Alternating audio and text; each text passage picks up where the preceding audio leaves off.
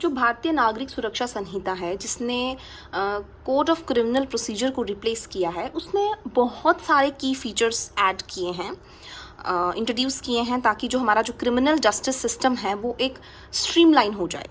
जैसे कि अब फॉरेंसिक इन्वेस्टिगेशंस मैंडेटरी हो गई हैं सीरियस ऑफेंसेस के लिए, कि जो भी ऑफेंसेस जिनकी पनिशमेंट 7 साल से ज़्यादा है या 7 साल तक है, उसमें आपको फॉरेंसिक इन्वेस्टिगेशंस करवाना ज़रूरी है।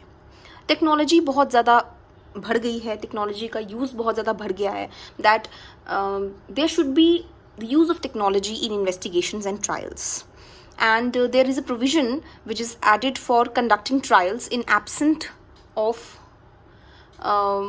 proclaimed offenders, कि अगर proclaimed offenders absent हैं तो उनकी absence में भी आप trials conduct करवा सकते हो। और फोकस क्या है कि टाइम बाउंड इन्वेस्टिगेशंस प्रोसीजर्स होने चाहिए, विक्टिम की जो पार्टिसिपेशन है वो बढ़नी चाहिए, और जो बेल प्रोसेस है वो एक स्ट्रीमलाइनिंग उसकी होनी चाहिए। अब हम फॉरेंसिक इन्वेस्टिगेशंस की बात कर रहे थे, तो फॉरेंसिक इन्वेस्टिगेशंस जैसे मैंने आपको बताया कि उन ऑफेंसेस में ज़रूरी है जो कि सीरियस ऑफेंसेस हैं। सीरियस ऑफेंसेस हो गए जिनकी पनिशमेंट 7 ईयर्स है या 7 ईयर्स से ज़्यादा है। इसका मतलब ये है कि जो फॉरेंसिक एक्सपर्ट्स हैं वो विजिट करेंगे क्राइम सीन्स को, एविडेंसेस को कलेक्ट करेंगे, और पूरा जो वो प्रोसेस है उसको वो इलेक्ट्रॉनिक डिवाइसेस से एक रिकॉर्ड करेंगे।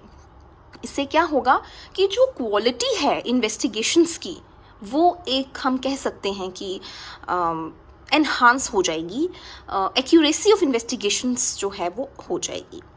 अब टेक्नोलॉजी का यूज़ वो कह रहे हैं कि अब आपको करना है इलेक्ट्रॉनिक मोड से ट्रायल्स, इंक्वायरीज और अदर प्रोसीडिंग्स आप कर आराम से करो, और इलेक्ट्रॉनिक डिवाइसेस की प्रोडक्शन अब अलाउड है ड्यूरिंग इन्वेस्टिगेशंस।